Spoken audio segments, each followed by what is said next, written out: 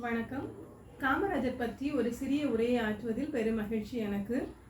திரு காமராஜ் அவர்கள் தமிழ்நாட்டில் உள்ள விருதுநகர் மாவட்டத்தில் 1903ஆம் ஆண்டு ஜூலை திங்கள் 15ஆம் நாள் பிறந்தார்.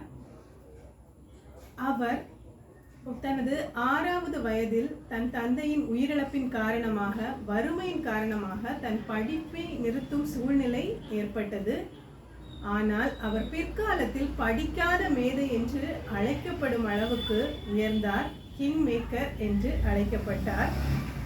தமிழ்நாட்டின் 3வது முதலமைச்சர் என்ற பெருமையை பெற்றார். அவர் தனது ஆட்சி காலத்தில் பல சாதனைகள் செய்திருக்கிறார். அதில் மிகப்பெரிய சாதனையாக அறியப்படுவது மதிய உணவு திட்டம். காமராஜர் அதை எப்படி கொண்டு வந்தார் என்ற பின்கதையை நாம் அறிந்து கொள்ளலாம். ஒருமுறை சென்னையிலிருந்து கார் வழியாக பயணம் செய்து கொண்டிருந்த காமராஜர் வயல்வெளியில் பெற்றோரும் சிறுவர்களும் வேலை செய்ததை பார்த்து வண்டியை நிறுத்தி அவர் கேட்ட பொழுது, ஏன் பள்ளிக்கு செல்லவில்லை என்று கேட்டதற்கு அந்த சிறுவர்கள், பள்ளிக்கு சென்றால் சோறு கிடைக்குமா, வேலை செய்தால் தான் சோறு கிடைக்கும் என்று கூறிய பதில் அவர் தலையில் அப்படியே சுழன்று கொண்டிருந்ததாக அவர் குறிப்பிட்டிருந்தார்.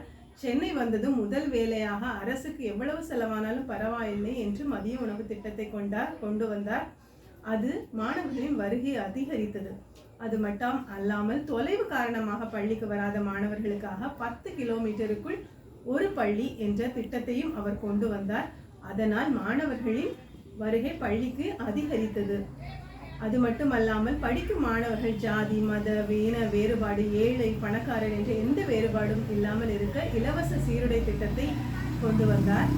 பல அணைகளை கட்டியிருக்கிறார். ஆசியாவிலே மிகப்பெரிய பாலமான மாத்தூர் தொட்டில் பாலத்தை கட்டினார். அது அவர் கெட்ட காரணம் அங்கிருந்த மலைவாழ் மக்களுக்கு தண்ணீர் கிடைப்பதற்கு என்பது இங்கு குறிப்பிட வேண்டியது. பல தொழிற்சாலைகளை கட்டியிருக்கிறார். பல்வேறு சாதனைகளை செய்த காமராஜரை இந்த நாளில் பற்றி நாம் அறிந்து கொள்வது மிகவும் சரியான ஒரு விஷயமாக இருக்கும். நாமும் அவரிடம் இருக்கும் நல்ல விஷயங்களை பின்பற்றி வாழ முயற்சிப்போம். நன்றி.